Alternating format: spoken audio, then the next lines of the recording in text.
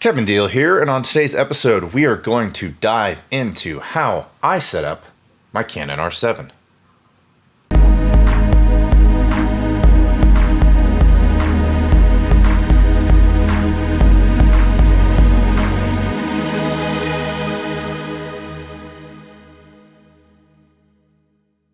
Welcome to Kevin Deal Photography, where I take you on my journey through photography. On today's episode, I'm going to show you how I set up my Canon R7.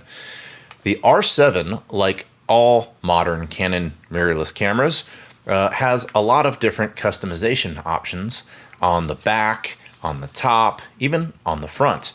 So I'm going to show you first how to set up custom buttons, and then I'll show you how I like to set my R7 up when I go out and shoot. Before we get started, if you're not familiar with this channel, Kevin Deal Photography, we do gear reviews, we do tips and techniques, and we dive into film. If any of that sounds appealing to you, click the subscribe button. I'd greatly appreciate it. But now, let's dive into the menus.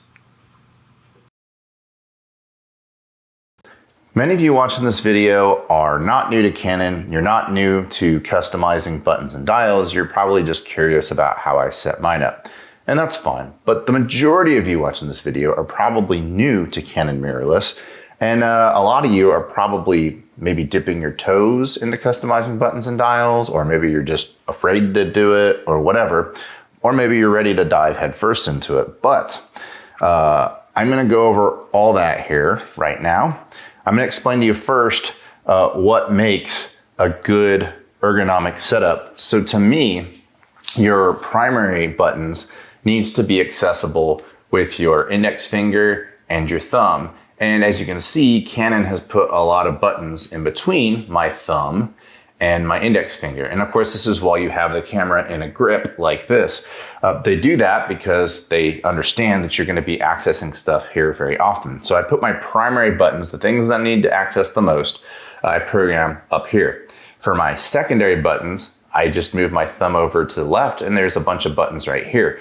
The primary and secondary buttons, those are things that I absolutely need, that are crucial to executing photography while I have my eye up to the viewfinder. I don't want to remove my eye from the viewfinder because then my composition gets worse, or things change, and then I go back into it and I have to reset and reframe my picture and all that, and I don't want to do that. So and then what I call the tertiary buttons, these are your directional pad buttons and things like that, that you still maybe want to access when you have your eye in the viewfinder, but they're not as crucial as the stuff up here. The only difference is instead of moving your thumb a little bit over to the right, now you're moving your thumb down here. Camera manufacturers who are known for good ergonomics, which Canon is one of them, put buttons all over the place. By default, they kind of try to figure out what you're going to be doing, but in all honesty, if you're a bird photographer, if you shoot weddings, if you are using tilt shift lenses and you're shooting architecture, you're shooting food, you shoot portraits like me, this is all going to be different based off of what you need. And so that's why they make all these buttons customizable. Now, one thing I want you to keep in mind when you watch this video is what I program. This is not like final, like this is just what works for me, right? What works for you could be completely different, but I do show you how to customize your buttons and dials. And from there, hopefully, you'll figure out what works best for you. So for all of you who are wondering why this matters, why should you customize your buttons?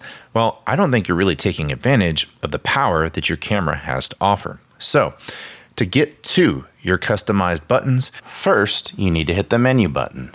You need to go over to the orange menu, and then you need to go to tab number 3. When you get to tab 3, you'll see right here, customize buttons. Click on that.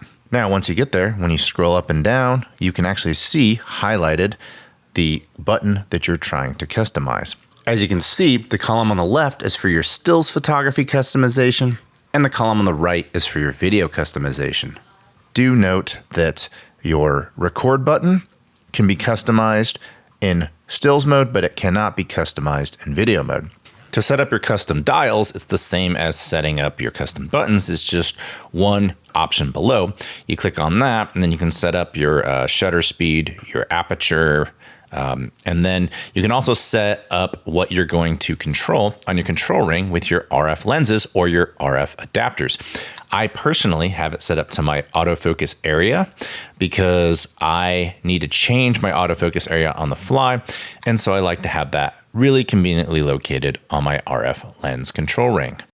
When I do stills, I shoot in manual mode. Now, the way I set mine up, multifunction is still multifunction. I have my record button set up to be my ISO. Let's dive into why right now. So now I want to explain why I programmed the record button to be my ISO button. As you can see, the ISO button by default is located on the right. Personally, I feel it's more ergonomic to be on the left. Let me show you why. In this upcoming graphic, I'm going to remove the ISO label so you can better understand what I'm feeling with my hands. Much better. As you can see, you have your shutter speed dial right here, and then you have your aperture dial on the back right here. I highlighted this very close area in blue. These buttons and dials are in close proximity to each other. Smack dab in the middle between your shutter dial and your aperture dial is your record button. When I'm shooting stills, my index finger accidentally hits the record button when it's fumbling around looking for the ISO button. It really wants to hit that record button to start adjusting ISO. So you can imagine my frustration that while I'm trying to adjust my ISO, not only am I not hitting my ISO, but I'm not even in stills mode anymore. I'm recording a video. As much as I love to praise Canon for their ergonomics, for stills photography, they got this one wrong. But I can reprogram it. I wanted to reprogram it into something that I actually would find useful for stills, and so I reprogrammed it to be my ISO button. I actually stole this idea from my Fuji XS10, which has this button located conveniently in the exact same spot. Thank you, Fuji. Now I have my R7 set up like my Fuji, and I have my ISO conveniently located between my shutter and my aperture. Now my exposure triangle is all tucked away in the same area, and I don't have to really move my index finger that much to access my ISO. With my old ISO button available, I've now reprogrammed that to do white balance. My white balance is something that I like to change on the fly, so I have that set up right next to my ISO. My exposure triangle is super important, and so is my white balance. So I have all these buttons and dials located in the same area. Now I want to show you my autofocus triangle. I know you've heard of the exposure triangle, but with these three buttons on the upper right being right next to each other and making a triangle, I call them my AF triangle. If you look at the right side of the back of the camera, I have my back button focus, which by the way, is conveniently located right next to the new dial. One of the reasons that I love the new dial is because it's right next to my back button focus. So I have my back button focus on the left side of this triangle. Then when you move over to the right, I can switch between servo and one shot AF. I put my one shot and my servo right next to my back button focus because I feel that those two buttons are used a lot together. Then I turn eye detect on and off with the button below that. Those three buttons, along with my control ring, which I have programmed on my RF lenses or my EF to RF adapter control ring, are what I use the most when I need to access autofocus settings. So that's why, to me, these buttons being clustered in the same area is super convenient. For the trash icon, the playback icon, and the info icon, I don't mess with those because I use them for what they were designed for. The directional pad buttons are my less used buttons, but they're there if I need them, and I don't have to remove my face from the camera. I like to shoot with presets on, so I want to see kind of close to what my final image will look like. So if I'm shooting a portrait or landscape or whatever, I want to be able to switch that on the fly. So I have that as my top directional pad button.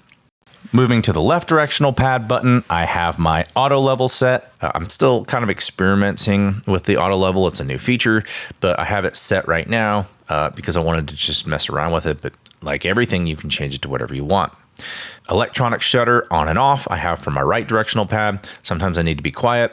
Sometimes I don't want to be quiet. So I have that set up in my custom buttons. Then raw burst mode, another new feature. I have that set up as my bottom directional pad. Sometimes I need to do things rather fast, and I don't want to go into my menus and have to go through submenus and subdirectories and all that. So I just have my raw burst set up as my bottom directional pad. Q is the default quick menu. I think that's a really important thing to access, so I never mess with that. I leave that at the default.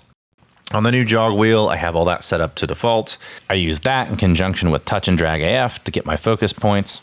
For the lens function switch, I leave that alone. I just use it to toggle between auto and manual focus. Moving to the front of the camera, I use the depth of field preview button. That just shows you what your final image will look like before you push the shutter release.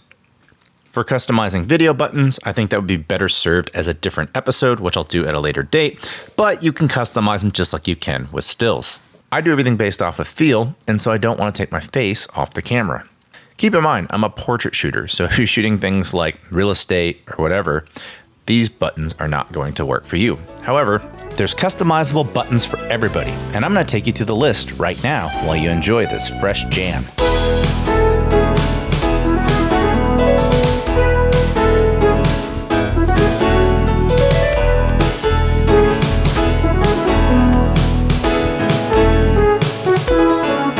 So anyway, I thank you all for watching today's video. This was not meant to be a really long video. It wasn't as exciting as my R7 review video, which, by the way, if you haven't seen parts 1, 2, and 3 of my R7 video, check out the links in the description below. Customizing your camera can improve your photography life immensely. I recommend that everybody, if they're gonna go through the effort of purchasing something like an R7, that they take the time to learn why you should customize your buttons. Anyway, I thank you all for your comments. How do you customize your R7? Tell me in the comments below. I appreciate all of you who have subscribed to this channel in the past. I appreciate all of you who've given me suggestions for my future videos. If you haven't subscribed to the channel, click the subscribe button below, ring that bell, and get notifications every time I release a new video. Until next time, I'll talk to you soon. Bye.